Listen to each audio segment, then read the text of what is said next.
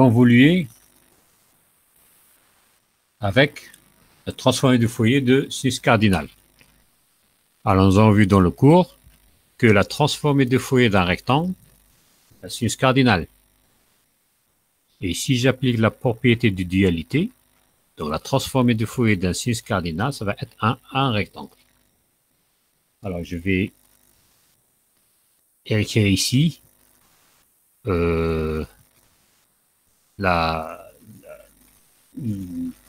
propriété de la dualité, c'est-à-dire que nous avons vu que rectangle de t sur grand T a pour transformée de Fourier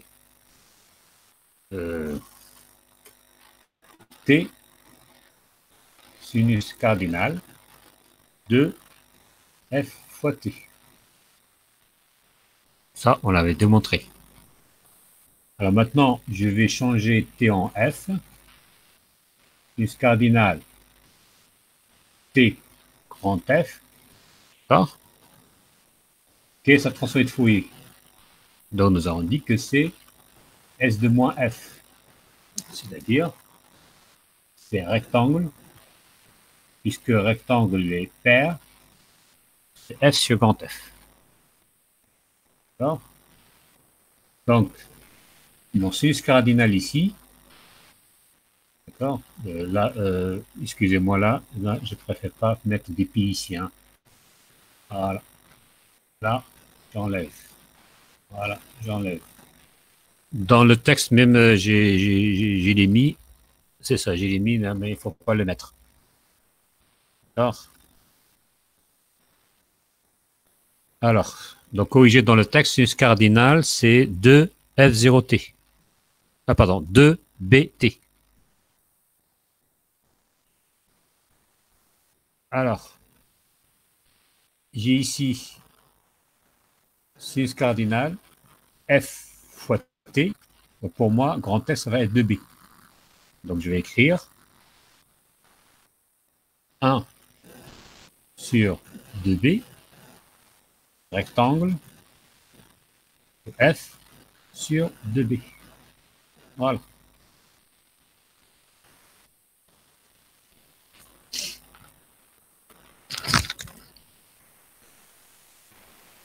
Donc voilà la transformée de Fourier qu'il faut maintenant développer. Alors là, il faut aller doucement. Alors, je vais commencer par le premier produit de convolution. Alors, vous avez A sur 2 fois 1 sur 2 fois 1 sur 2b. Donc, je vais mettre ici directement 1 sur 8b. Facteur. Alors, j'ai ici une somme fois une autre somme. Donc, je vais faire multiplication terme par terme. Alors, delta de f plus f0 multiplié par delta de f plus f0, nous avons dit que le produit de convolution avec Dirac, il décale mon signal. Donc, ça va être plus 2 fois f0. Donc,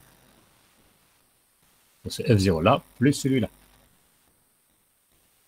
Alors, je fais ce produit-là. F plus f0 moins f0. Donc, je le décale dans l'autre sens. C'est f plus f0 moins f0. Donc, il me reste plus delta de f. Alors, celui-là, c'est la même chose. F moins f0 plus f0, donc c'est delta de f. Je vais mettre ici un 2. Et celui-là avec celui-là, donc c'est plus delta de f moins 2 fois f0. Voilà. Et ça, convolué avec un 2b, je l'ai déjà mis en facteur. Il reste recte de f sur 2 grand B.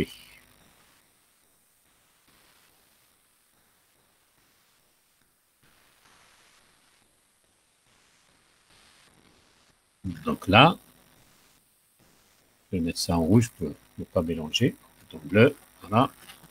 Là aussi, je vais mettre 1 sur 8b facteur. Alors, j'ai une somme convolue avec le rectangle. Alors, rectangle convolu avec un diagonale décalé de F0, c'est-à-dire que je vais décaler le rectangle de F0. Ça va être rectangle F plus 2 fois F0 sur 2B, plus celui-là, delta de F pour le produit de convolution, c'est un élément neutre, donc il ne change pas. 2 fois rectangle de F sur B. Alors, il me reste plus de place. Donc, c'est pas grave, je vais l'écrire sur une autre page. Allez. De toute façon, j'en ai besoin par la suite.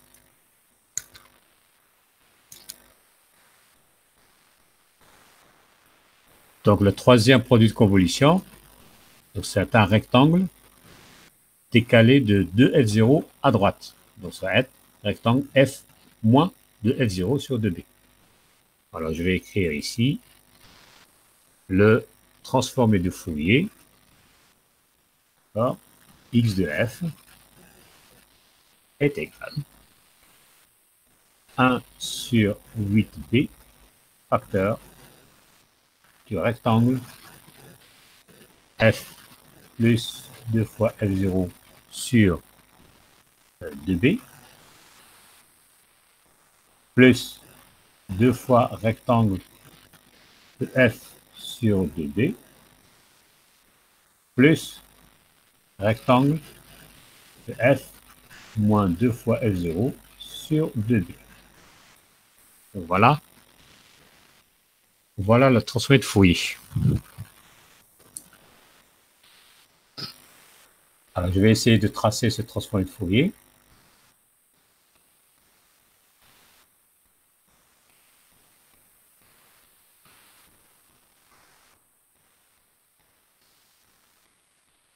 Donc, je vais avoir 3 points particuliers.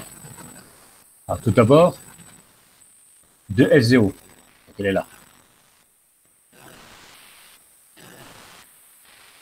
Ensuite, moins 2F0. Elle est là. Et bien sûr, le 0 ici. Alors, nous avons dit que B, il est très petit devant F0. F0, il est là. Moins F0, il est là.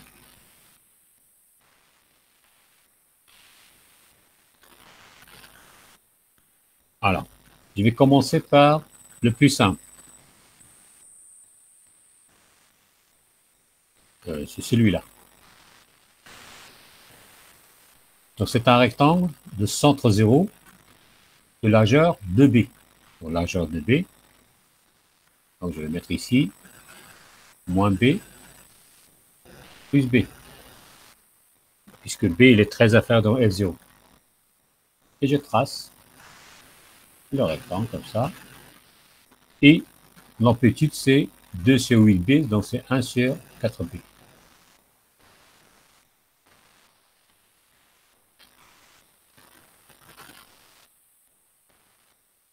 Ensuite, j'ai ce rectangle-là.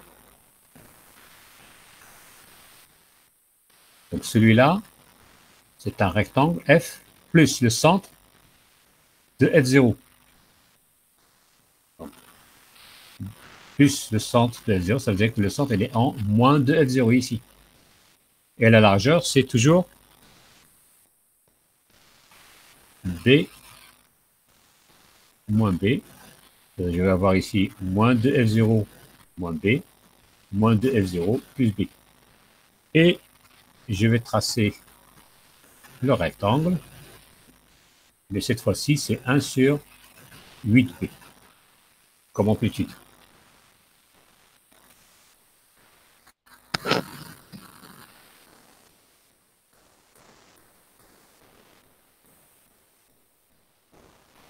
Alors, il nous reste celui-là. Donc, c'est un rectangle de F moins le centre. Le centre, c'est 2F. Et la largeur, donc là, moins B, B, donc c'est plus de F0, de F0. Voilà. Et je vais faire un rectangle comme ceci. Et l'amplitude, c'est 1 sur 8b. Voilà. Donc ça, c'est le spectre de mon signal X.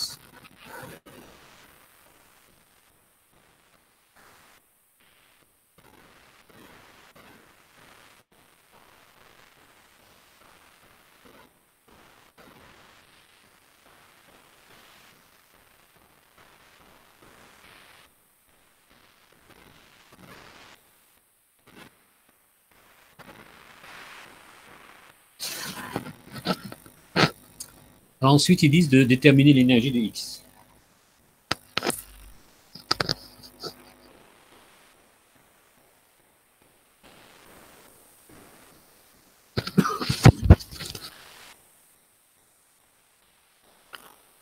Alors, nous avons vu que dans le cours que le théorème de Parseval me permet de calculer l'énergie soit dans le domaine temporel, soit dans le domaine fréquentiel. C'est la même chose. Donc, je choisis ce qui me paraît le plus simple. D'accord? Donc, l'énergie en domaine temporel ici, donc il faut calculer le x au carré. Donc, déjà, vous avez un cosinus carré, ça devient un cosinus 4. Vous avez un sinus cardinal au carré. Je trouve que c'est pas si facile à calculer. Donc, ce que je vais calculer maintenant, c'est l'énergie dans le domaine temporel. Pardon, dans le domaine fréquentiel. Ça veut dire que c'est moins l'infini à plus l'infini de module de x de f au carré d de f.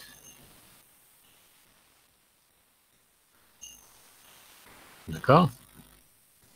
Donc, ça va être l'intégrale de moins l'infini à plus l'infini.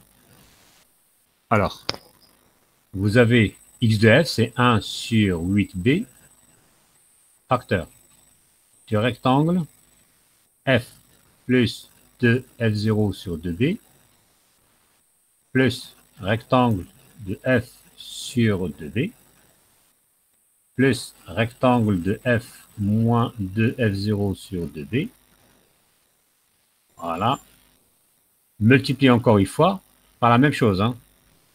Donc, fois 1 sur 8b. Et donc, je ne vais pas écrire tout ça. Voilà. Et puis DDF. Monsieur, Ouais. le rectangle الثاني de deux fois le rectangle de F, c'est Pardon? le rectangle, le deuxième rectangle. Ouais. Il a un amplitude de 2. Deux fois. Oui. Oui. Donc, c'est 2 ici. Ouais. Voilà. C'est bon. Alors, maintenant, je vais faire une multiplication. Alors, je multiplie. Donc, j'ai un rectangle vert, un rectangle rouge, un rectangle orange. Je multiplie par un rectangle vert, un rectangle rouge, un rectangle orange. Alors, le vert multiplié par le rouge, c'est 0. Le vert multiplié par l'orange, c'est 0. Le rouge multiplié par le vert, c'est 0. Le rouge multiplié par l'orange, c'est 0. Et la même chose pour l'orange. Alors, qu'est-ce qu'il me reste comme multiplication non nulle? Donc, le vert avec lui-même, le rouge avec lui-même, et l'orange avec lui-même. C'est-à-dire que je vais avoir le rouge, celui-là, c'est quoi? C'est ça, au carré. Je vais avoir le vert avec lui-même, c'est ça au carré. Et puis je vais avoir l'orange, c'est ça au carré. D'accord? Et tous les autres produits sont nuls.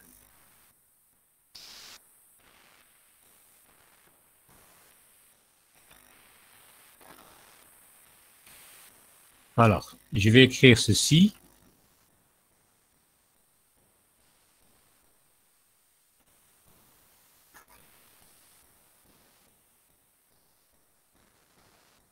Alors, Donc, mon énergie, ça va être l'intégrale de moins l'infini à plus l'infini de 1 sur 8b au carré. Donc, ça, c'est constante. Multiplié par rectangle au carré de f plus 2 fois f0 sur 2b plus 4 fois rectangle au carré de f sur 2b plus rectangle au carré de f moins 2 fois f0 sur 2b. Voilà. Ça, c'est l'énergie.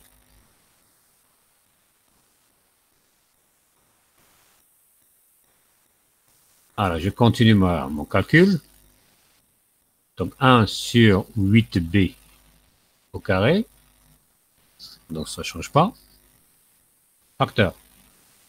L'intégrale. Alors, j'intègre de rectangle f plus 2b de f0 sur 2b.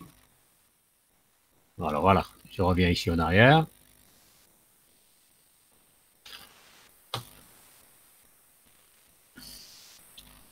Donc, j'intègre ici sur le vert. D'accord? Donc, partout ailleurs, c'est 0. Donc, je m'intéresse uniquement à la partie du signal vert. Donc, je vais intégrer entre moins 2f0 moins b jusqu'à b moins 2f0, ou bien entre moins b plus b, puisque 2f0, c'est une constante. D'accord? Voilà. Donc, ça va être l'intégrale entre moins b et plus b, d'accord, de d de f, puisque la constante, je l'ai déjà mis en facteur. Plus 4 fois la même chose pour le rectangle qui se trouve au point 0. Donc, c'est entre moins b plus b. Donc, je m'intéresse uniquement à la largeur de mon rectangle, plus l'intégrale de moins b plus b de l'autre. Voilà. Donc, il suffit de faire les calculs. 1 sur 8b au carré, facteur de... Alors, le premier intégral, c'est 2b. Deuxième intégral, c'est 8b. L'autre, c'est 2b. Alors, il me reste combien? 8, 10, 12. 12b. Donc, c'est 3 sur... Alors, 8 fois 8, ça fait 16. Et b. Donc, voilà mon énergie. D'accord?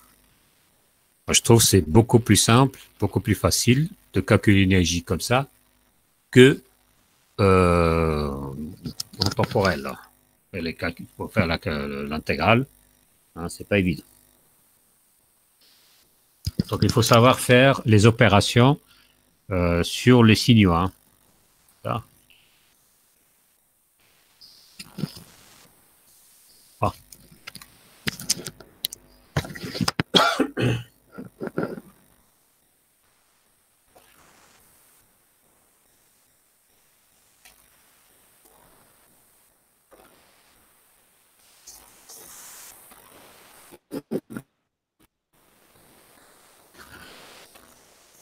Alors, je passe à l'exercice suivant, donc c'est le 5e.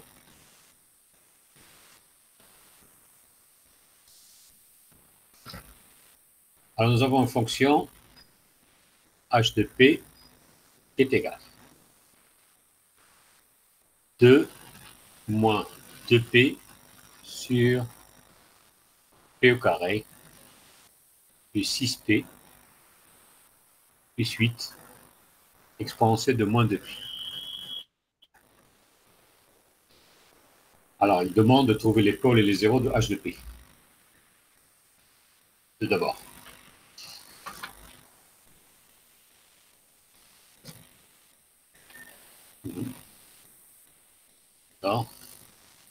Alors ici, ça c'est ce qu'on appelle un système en cascade parce que vous avez deux fonctions. Alors, je vais appeler H1 de P, celui-là.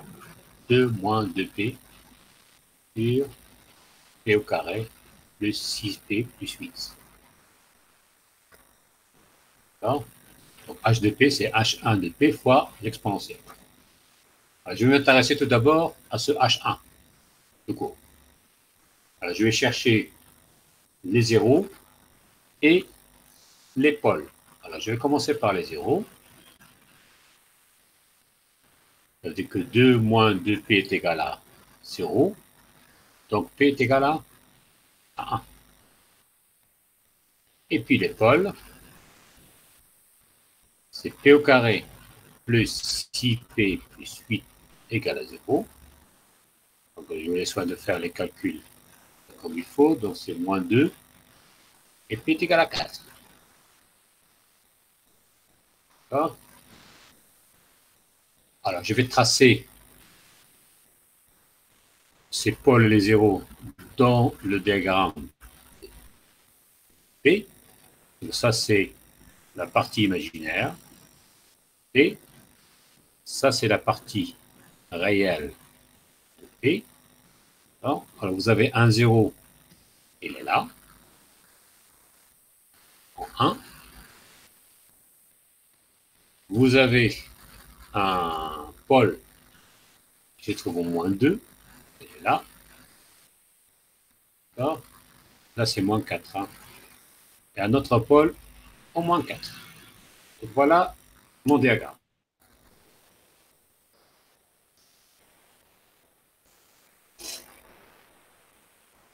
Donc, vous avez un 0 et 2 pôles.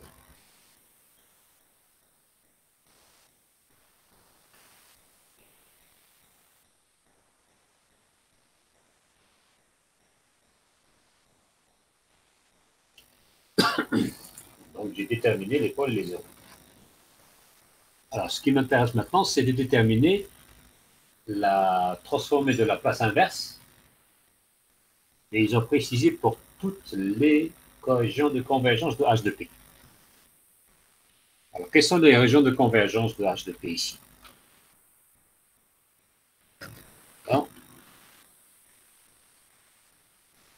Alors, je m'intéresse uniquement au pôle.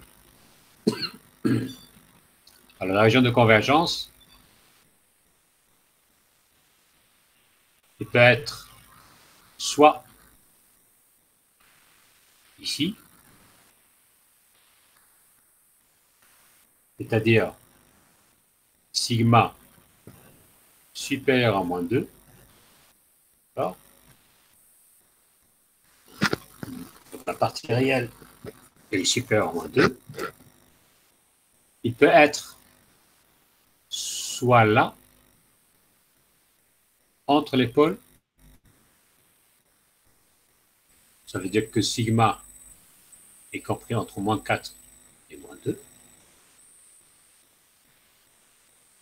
D'accord? Mais il peut être également ici. Ça veut dire que sigma il est inférieur à moins 4. Donc vous avez 3 régions de convergence. Alors, sigma supérieur à moins 2, sigma entre moins 4 et moins 2, et sigma inférieur à moins 4.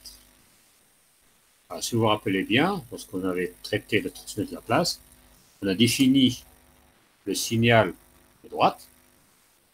C'est un signal qui est défini de la partie positive, nul de la partie négative. Et nous avons dit que le domaine de convergence pour un signal de droite, c'est tout le plan qui se trouve à la droite. Donc c'est le cas du jaune ici.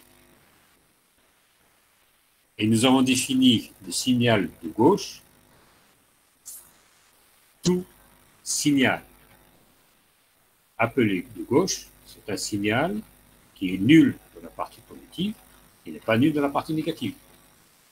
Et la région de convergence nous aura dit que ça va être le demi-plan qui se trouve à gauche de tout l'épaule. Donc c'est le orange. Et puis nous avons défini le signal qui est non borné. Et le domaine de convergence, ça va être une bande.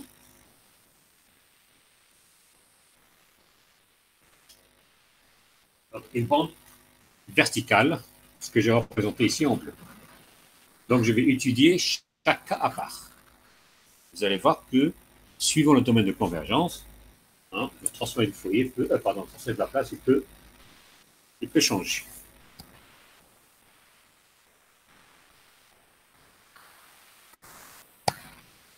Alors, je vais commencer tout d'abord par sigma supérieur à moins 2. Alors, sigma supérieur à moins 2, ça veut dire que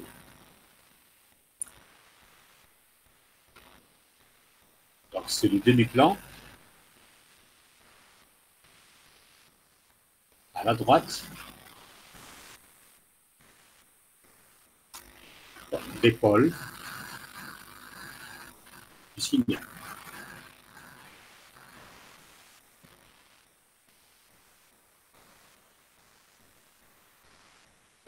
Donc le signal de droite.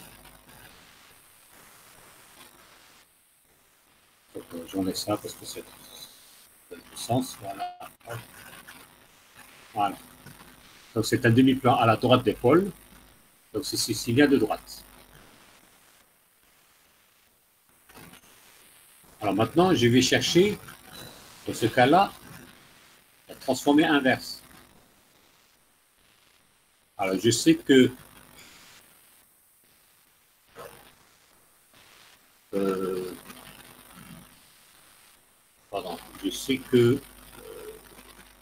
pour calculer la transformée inverse, j'ai besoin de la relation l'exponentielle moins AT, qui a pour transformer de la place 1 sur P plus 3.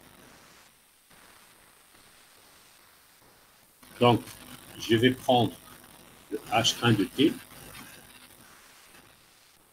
qui était moins 2 facteur de P moins 1 sur P au carré plus 6P plus 8. Je vais les décomposer en éléments simples. Alors, je vous laisse soit de faire vous-même ça, je vais faire les calculs. Donc, ça va être 3 sur P2 moins 5 sur P moins 4. Voilà.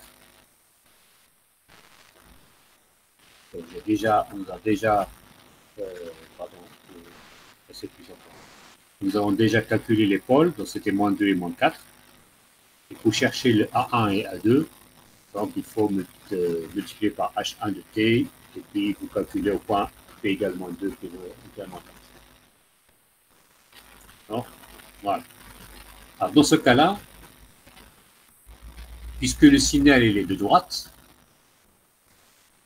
donc ma transformée, ça va être égal à quoi? Pardon, là j'ai fait une erreur ici monumentale, ça c'est pas H de T, ça c'est H1 de T. C'est majuscule. Voilà.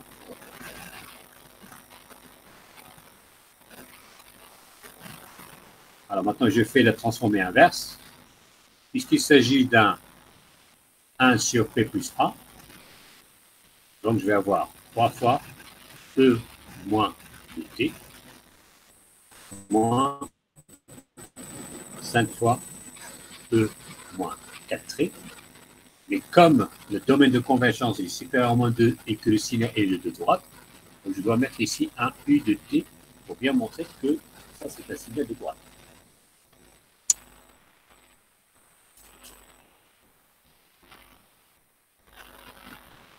D'accord?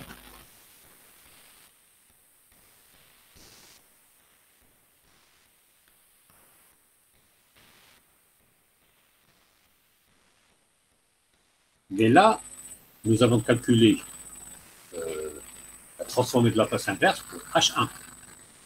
Alors nous avons H de P est égal à H1 de P fois exponentielle de 2P moins 2P.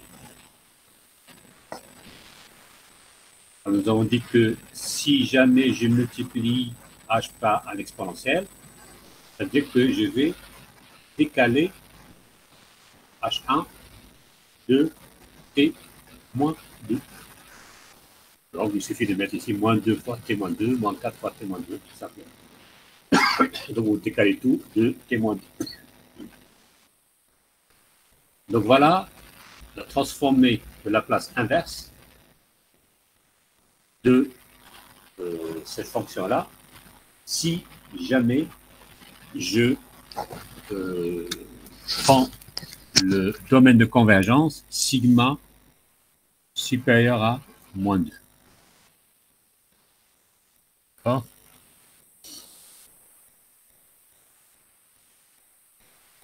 Bon, ça c'est la première condition.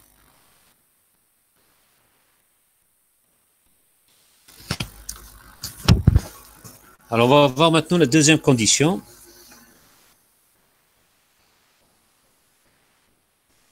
C'est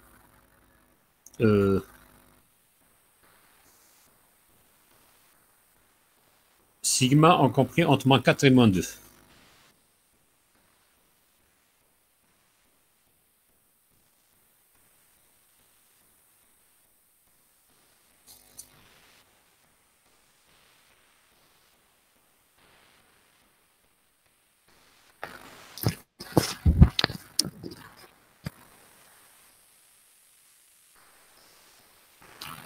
Alors, domaine de convergence, sigma entre moins 4 et moins 2. Alors, je reprends ici le schéma pour bien moins 2, moins 4. Et là.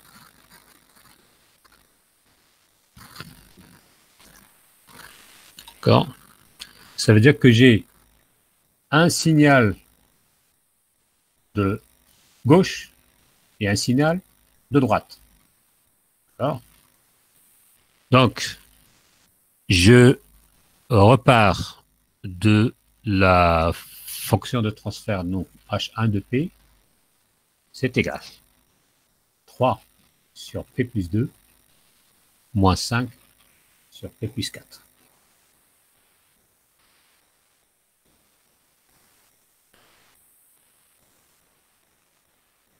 Alors, nous avons dit que H1 de T, donc toujours, la relation, c'est A moins T, pour transférer de la place, 1 sur P plus A.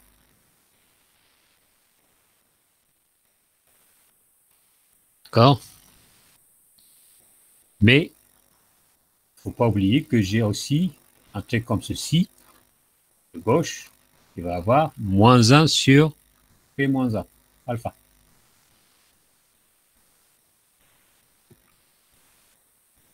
Donc ça, c'est droite, ça, c'est gauche. D'accord? Alors, pour le domaine de convergence, celui-là, 4. Parce que pour avoir une bande comme ceci, il faut que j'ai le domaine de convergence comme ça, pour 4, et le domaine de convergence pour 2, comme ceci. Ça veut dire que je vais avoir l'intersection là. Ça veut dire pour moins 4, c'est gauche, pour moins 2, c'est droite. Donc je vais écrire, pour moins 2, c'est... donc j'ai dit que moins 2, c'est... pas dire des bêtises ici. Ce moins 2, c'est droite. Donc, ça va être H1 de T, c'est moins 3E moins 2T, U moins T. Et l'autre, ça va être moins 5, E moins 4T, U de T, puisque c'est droite.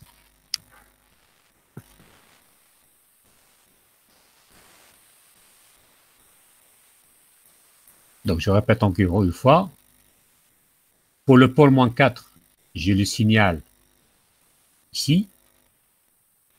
D'accord? Donc, j'aurai ce cas de figure. D'accord? Mais pour le rouge, le moins 2, d'accord, j'aurai ce cas de figure-là. Donc, je vais mettre moins 3 à cause de ce point-là. Et U moins 2TT parce que c'est gauche.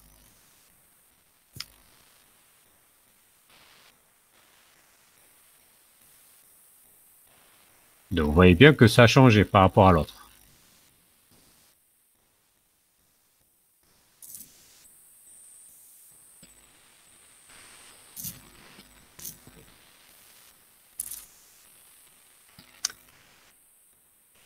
Alors, pour H de T, donc ça ne change rien parce que c'est toujours H1 de T moins 2. Donc, vous décalez tout de moins 2. Alors, si maintenant, je m'intéresse au domaine inférieur à moins 4. Donc, inférieur à moins 4. Donc, je suis là.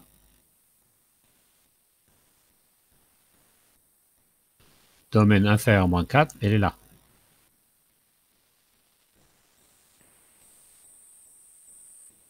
Donc, c'est un signal de gauche. Donc, si c'est un signal de gauche, donc H1 de T, ça va être 5, parce qu'il y a signe moins avec signe moins, donc ça s'en va. U de moins T, plus, pardon, moins 3, E moins de T, U de moins T. Voilà.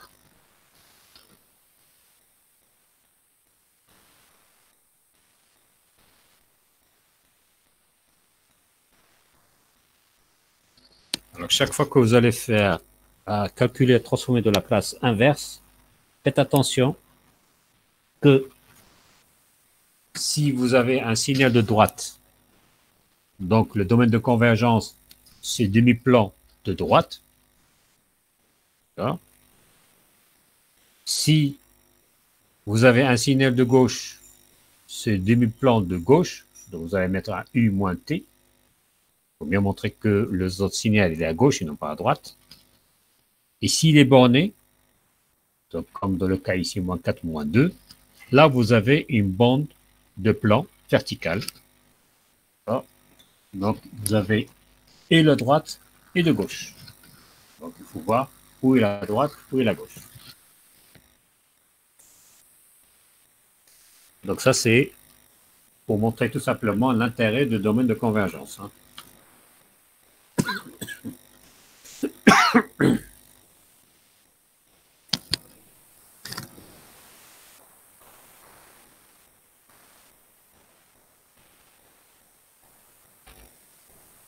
Alors pour terminer, il demande de donner la transformée de fluide HDT, s'il existe.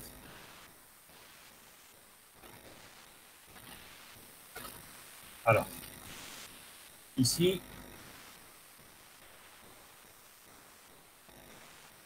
là aussi, il faut appliquer les propriétés que nous avons vues. Donc, je retrace mon diagramme ici, moins 2, moins 4. Alors, je prends le domaine sigma supérieur à moins 2. Supérieur à moins 2, c'est ça.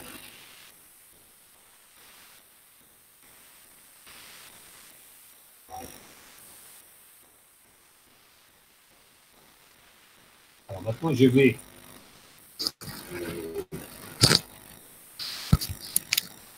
Maintenant, je vais transformer le transfert de la place en transfert de Fourier. Est-ce que j'ai le droit ou pas? Alors là, il faut voir l'axe imaginaire. Voilà l'axe imaginaire, elle est là. Ça, c'est l'axe réel. Alors, l'imaginaire, c'est l'axe.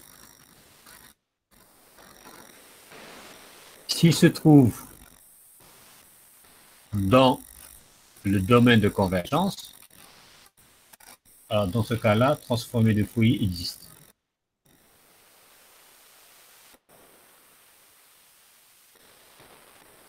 Donc, domaine de convergence, c'est bleu.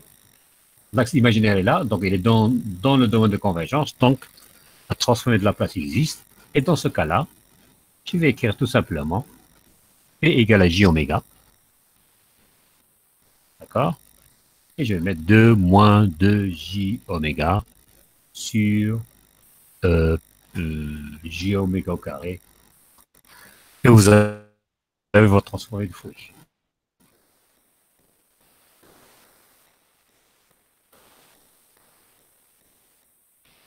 Mais si je prends le cas 6 sigma inférieur à moins 4, inférieur à moins 4, elle est là. Voilà le domaine de convergence.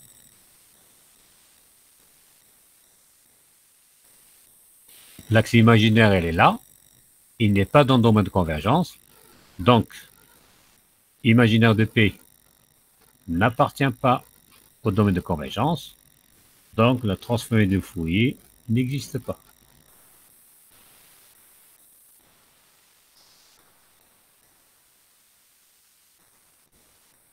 Et pour l'autre, entre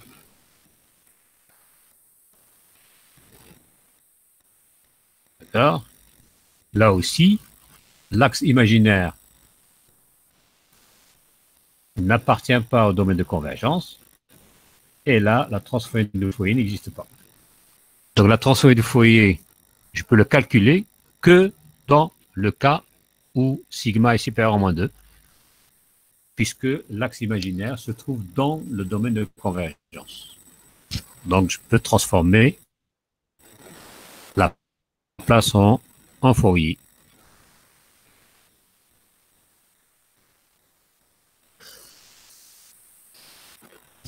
À mon avis, il faut refaire ça dès aujourd'hui chez vous. Hein, revoir votre cours, comparer les schémas pour bien assimiler ça, c'est le domaine de convergence. D'accord? Bon, alors moi, je vais m'arrêter là. Alors, je vous ai envoyé hier le premier TP, mais c'est pas un TP, ça c'est juste l'initiation à MATLAB. Hein. Alors, essayez de travailler seul. C'est juste comment faire des opérations, comment créer un vecteur, comment créer une matrice, comment tracer des courbes. C'est très simple. Alors, essayez de travailler seul avant de les discuter après. D'accord? Bon, alors, je vous souhaite bon courage et à la semaine prochaine.